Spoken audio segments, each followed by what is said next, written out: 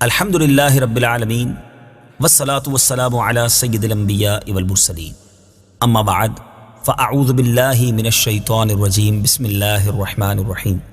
الصلاة والسلام علیک یا رسول اللہ وعلی آلک واصحابک یا حبیب اللہ الصلاة والسلام علیک یا نبی اللہ وعلی آلک واصحابک یا بڑے ہی انوکھے قصے لے کر ہم آپ کے لیے حاضر ہوں گے۔ قرآنی واقعات ہیں، توجہ کے ساتھ سنیں گے تو انشاءاللہ بہت کچھ سیکھنے کو ملے۔ آج ایک بڑے عجیب و غریب تابوت کی بات کرنی ہے۔ جی ہاں، ایک ایسا باکس، ایک ایسا تابوت جس کا ذکر قرآن میں موجود ہے اور اسے تابوت سکینہ کہتے ہیں۔ اس تابوت میں کیا ایسا تھا؟ آئیے سنیے۔ آپ سے گزارش ہے کہ جب بھی یہ ویڈیو کلپ آپ دیکھ پائیں تو اپنے دوست احباب کو، بلکہ ہو سکے تو اپنے گھر والوں کو جمع کر کے قرآن کے اس واقعے کو سنیے گا، تاکہ قرآن کے نور سے ہم سب کے دلوں کو جلا ملے۔ تابوت سکینہ یہ شمشاد کی لکڑی کا ایک صندوق تھا جو حضرت آدم علیہ السلام پر نازل ہوا تھا۔ یہ آپ کی آخر زندگی تک آپ کے پاس ہی رہا، پھر بطور میراث یکے بعد دیگرے آپ کی اولاد کو ملتا رہا، یہاں تک کہ یہ حضرت یعقوب علیہ السلام کو ملا، اور آپ کے بعد آپ کی اولاد بنی اسرائیل کے قبضے میں رہا،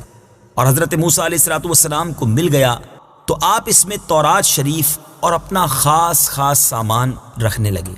یہ بڑا ہی مقدس اور بابرکت صندوق تھا۔ بنی اسرائیل جب کفار کے لشکروں کی کثرت اور شوکت دیکھ کر سہم جاتے تھے، ڈر جاتے تھے، اور ان کے سینوں میں دل دھڑکنے لگتے، تو وہ اس صندوق کو، اس باکس کو اپنے آگے رکھ لیتے، تو اس صندوق سے ایسی رحمتوں اور برکتوں کا ظہور ہوتا تھا کہ دلوں میں سکون و اطمینان کا سامان پیدا ہو جاتا تھا۔ لرزتے ہوئے دل پتھر کی چٹانوں سے زیادہ مضبوط ہو جاتے تھے، اور جس قدر صندوق آگے بڑھتا تھا، آسمان سے نصر من اللہ و فتح قریب کی بشارت عظمی نازل ہوا کرتی اور فتح مبین حاصل ہو جایا کرتی تھی۔ جی ہاں، بنی اسرائیل میں جب کوئی اختلاف پیدا ہوتا تھا تو لوگ اسی صندوق سے فیصلہ کراتے تھے۔ صندوق سے فیصلے کی آواز اور فتح کی بشارت سنی جاتی تھی۔ بنی اسرائیل اس صندوق کو اپنے آگے رکھ کر اور اس کو وسیلہ بنا کر دعائیں مانگتے تھے، تو ان کی دعائیں قبول ہوتی تھیں، اور بلاؤں کی مصیبتیں اور وباؤں کی آفتیں ٹل جایا کرتی تھیں۔ الغرض یہ صندوق بنی اسرائیل کے لیے تابوت سکینہ یعنی برکت و رحمت کا خزینہ اور نصرت خداوندی کے نزول کا نہایت مقدس اور بہترین ذریعہ تھا۔ مگر جب بنی اسرائیل طرح طرح کے گناہوں میں ملوث ہو گئے اور ان لوگوں میں عصیاں کی یعنی گناہوں کی سرکشی کا دورہ ہو گیا، تو ان کی بدعمالیوں کی نحوست کی وجہ سے اللہ عز و جل کی طرف سے یہ غضب نازل ہوا کہ قوم عمالقہ کے کفار نے ایک لشکر جرار کے ساتھ ان لوگوں پر حملہ کر دیا۔ ان غیر مسلموں نے بنی اسرائیل کا قتل عام کر کے ان کی بستیوں کو تاخت و تاراج کر ڈالا، عمارتوں کو توڑ پھوڑ کر تہس نہس کر ڈالا، اور اس متبرک صندوق کو بھی اٹھا کر لے گئے۔ اس مقدس تبرک کو نجاستوں کے کوڑے خانے میں پھینک دیا۔ لیکن اس بے ادبی کا قوم عمالقہ پر یہ وبال پڑا کہ یہ لوگ طرح طرح کی بلاؤں اور بیماریوں کے ہجوم میں جھنجھوڑ دیے گئے۔ چنانچہ قوم عمالقہ کے 5 شہر بالکل برباد اور ویران ہو گئے، یہاں تک کہ ان بے ایمانوں کو یہ یقین ہو گیا کہ یہ صندوق رحمت کی بے ادبی کا عذاب ہم پر پڑ گیا ہے۔ تو ان کافروں کی آنکھیں کھل گئیں، چنانچہ ان لوگوں نے اس مقدس صندوق کو ایک بیل گاڑی پر لاد کر بنی اسرائیل کی بستیوں کی طرف روانہ کر دیا۔ پھر اللہ تعالیٰ نے 4 فرشتوں کو مقرر فرما دیا جو اس مبارک صندوق کو بنی اسرائیل کے نبی حضرت شمویل علیہ السلام کی خدمت میں لائے۔ اس طرح پھر بنی اسرائیل کی کھوئی ہوئی نعمت دوبارہ ان کو مل گئی، اور یہ صندوق ٹھیک اس وقت حضرت شمویل کے پاس پہنچا جبکہ حضرت شمویل علیہ السلام نے طالوت کو بادشاہ بنایا تھا، اور بنی اسرائیل طالوت کی بادشاہی تسلیم کرنے پر تیار نہیں تھے، اور یہی شرط ٹھہری تھی کہ مقدس صندوق آ جائے تو ہم طالوت کی بادشاہی تسلیم کر لیں گے۔ چنانچہ صندوق آ گیا اور بنی اسرائیل طالوت کی بادشاہی پر رضامند ہو گئے۔ اب آپ غور کر رہے ہوں گے کہ اس تابوت سکینہ میں تھا کیا؟ اتنا مبارک، اتنی فضیلتیں بیان ہو رہی ہیں اور قرآنی واقعہ ہے۔ اب آئیے سنیے تابوت سکینہ میں کیا تھا۔ اس مقدس صندوق میں حضرت موسیٰ علیہ السلام کا عصا اور ان کی مقدس جوتیاں اور حضرت ہارون علیہ السلام کا عمامہ، حضرت سلیمان علیہ السلام کی انگوٹھی، تورات کی تختیوں کے چند ٹکڑے، کچھ منو سلوا، اس کے علاوہ حضرت انبیاء کرام علیہ السلام کی صورتوں کے حلیے وغیرہ، یہ سب سامان اس میں تھے۔ میٹھے میٹھے اسلامی بھائیوں، آپ جاننا چاہیں گے کہ قرآن مجید فرقان حمید میں اس صندوق کا، اس تابوت سکینہ کا تذکرہ کہاں اور کیسے موجود ہے؟ چنانچہ پارہ 2 سورہ بقرہ آیت نمبر 248 میں ارشاد ہوتا ہے،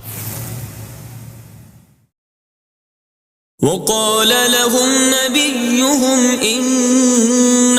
آية ملكه أن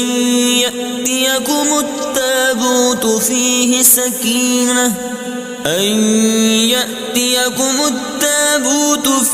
سكينة من ربكم وبقية مما ترك آل موسى وآل هارون تحمله الملائكة إن في ذلك لآية لكم إن كنتم مؤمنين۔ ترجمہ، اور ان سے ان کے نبی نے فرمایا، اس کی بادشاہی کی نشانی یہ ہے کہ تمہارے پاس وہ تابوت آ جائے گا جس میں تمہارے رب کی طرف سے دلوں کا چین ہے، اور معزز موسیٰ اور معزز ہارون کی چھوڑی ہوئی چیزوں کا بقیہ ہے۔ فرشتے اسے اٹھائے ہوئے ہوں گے، بے شک اس میں تمہارے لیے بڑی نشانی ہے اگر تم ایمان والے ہو۔ میٹھے میٹھے اسلامی بھائیوں، آپ نے قرآن پاک کی تلاوت بھی سنی اور یہ مبارک واقعہ بھی سنا۔ اب آئیے اس مبارک واقعے سے ہمیں کیا درس ملتا ہے؟ اس واقعے سے ہمیں چند پیارے پیارے مدنی پھول ملتے ہیں۔ معلوم ہوا کہ بزرگوں کے تبرکات کی خداوند قدوس کے دربار میں بڑی عزت و عظمت ہے، اور ان کے ذریعے مخلوق خدا کو بڑے بڑے فیوز و برکات حاصل ہوتے ہیں۔ ذرا غور تو کیجئے نا کہ یہ صندوق جس میں حضرت موسیٰ علیہ السلام کی مبارک جوتیاں ہیں، آپ کا عصا اور حضرت ہارون علیہ السلام کا عمامہ ہے، تو اللہ تبارک و تعالیٰ کی بارگاہ میں یہ صندوق اس قدر مقبول، مکرم اور معظم ہو گیا کہ فرشتوں نے اس کو اپنے نورانی کندھوں پر اٹھا کر حضرت شمویل علیہ السلام کے دربار نبوت میں پہنچایا، اور خداوند قدوس نے قرآن مجید میں اس بات کی شہادت دی، فیہ سکینۃ من ربکم، یعنی مومنوں کے قلوب کا اطمینان اور ان کی روحوں کی تسکین کا سامان تھا۔ مطلب یہ کہ اس پر رحمت الہی کے انوار و برکات کا نزول اور اس پر رحمتوں کی بارش ہوا کرتی تھی۔ تو معلوم ہوا کہ بزرگوں کے تبرکات جہاں اور جس جگہ بھی ہوں گے، ضرور ان پر رحمت خداوندی کا نزول ہوگا، اور اس پر نازل ہونے والی رحمتوں اور برکتوں سے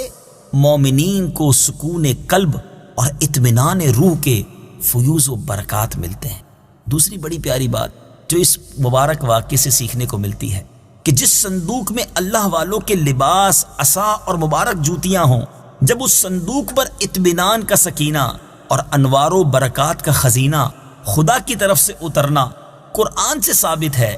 تو بھلا جس قبر میں ان بزرگوں کا پورا جسم رکھا ہوگا، ان قبروں پر رحمت و برکت اور سکینہ اور اطمینان کیا نہیں اترے گا؟ ہر عاقل انسان جس کو خداوند عالم نے بصارت کے ساتھ ساتھ ایمانی بصیرت بھی عطا فرمائی ہے، وہ ضرور اس بات پر ایمان لائے گا کہ جب بزرگوں کے لباس اور ان کی جوتیوں پر سکینہ اور رحمت کا نزول ہوتا ہے،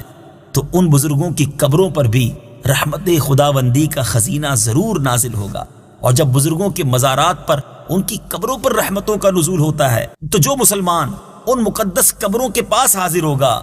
تو ضرور اس پر بھی بارش انوار رحمت کے چند قطرات برس ہی جائیں گے، کیونکہ جو موسلا دھار بارش میں کھڑا ہوگا ضرور اس کا کپڑا اور بدن بھیگے گا، جو دریا میں غوطہ لگائے گا ضرور اس کا پانی اس کے بدن کو تر کرے گا، جو عطر کی دکان پر بیٹھے گا تو ضرور اس کی خوشبو نصیب ہوگی۔ تو ثابت ہو گیا کہ جو مسلمان بزرگوں کی قبروں پر اچھی نیتوں کے ساتھ حاضری دیں گے، ضرور وہ فیوز و برکات کی دولتوں سے مالا مال ہوں گے، اور ضرور ان پر خدا کی رحمتوں کا نزول ہوگا، جس سے ان کے مصائب و آلام دور ہوں گے اور دین و دنیا کے فوائد اور منافع حاصل ہوں گے۔ اور تیسرا مدنی پھول جو اس واقعے سے سیکھنے کو ملتا ہے کہ جو لوگ بزرگوں کے تبرکات یا ان کی قبروں کی بے ادبی کریں گے، وہ ضرور قہر قہار اور غضب جبار میں گرفتار ہوں گے، کیونکہ قوم عمالقہ نے اس صندوق کی بے ادبی کی تھی، ان پر ایسا قہر الہی ٹوٹا کہ وہ بلاؤں کے ہجوم سے بلبلا اٹھے، اور کافر ہوتے ہوئے انہوں نے اس بات کو مان لیا کہ ہم پر بلاؤں اور وباؤں کا حملہ اسی صندوق کی بے ادبی کی وجہ سے ہوا ہے۔ چنانچہ اسی لیے انہوں نے اس صندوق کو بیل گاڑی پر لاد کر بنی اسرائیل کی بستی کی طرف واپس بھیج دیا تاکہ وہ غضب الہی کی بلاؤں کے پنجائے قہر سے نجات حاصل کر سکے۔ چوتھی بات، جب اس صندوق کی برکت سے بنی اسرائیل کو فتح مبین ملتی تھی تو ضرور بزرگوں کی قبروں سے بھی مومنین کی مشکلات دفع ہوں گی اور مرادیں پوری ہوں گی، کیونکہ ظاہر ہے کہ بزرگوں کے لباس سے کہیں زیادہ اثر رحمت بزرگوں کے بدن میں ہوگا۔ اور پانچویں بات، اس واقعے سے یہ بھی معلوم ہوا کہ جو قوم سرکشی اور عصیان کے طوفان میں پڑ کر اللہ اور رسول کی نافرمان ہو جاتی ہے، اس قوم کی نعمتیں چھین لی جاتی ہیں۔ چنانچہ آپ نے سنا کہ جب بنی اسرائیل سرکش ہو کر خدا کے نافرمان ہو گئے اور قسم قسم کی بدکاریوں میں پڑ کر گناہوں کا بھوت ان کے سروں پر عفریت بن کر سوار ہو گیا، تو ان کے جرموں کی نحوستوں نے انہیں یہ برا دن دکھایا کہ صندوق سکینہ ان کے پاس سے قوم عمالقہ کے بے ایمان لوگ اٹھا کر لے گئے، اور بنی اسرائیل کئی برسوں تک اس نعمت عظمیٰ سے محروم ہو گئے۔ میٹھے میٹھے اسلامی بھائیوں اور مدنی چینل کے ناظرین، قصہ سنا ہے قرآن کا۔ انشاءاللہ عز و جل اگلی باری میں ایک اور واقعہ، ایک اور قصہ قرآن کا لے کر حاضر ہوں گے انشاءاللہ۔ اس کے تحت بھی ہم مدنی پھول سیکھیں گے۔ صلو علی الحبیب صلی اللہ تعالی علی محمد صلی اللہ علیہ وسلم۔ قرآن ہے میرا رہنما، قرآن شفا ہے، نور ہے قرآن، جلا دل کی میرا قرآن، رضا رب کی میرا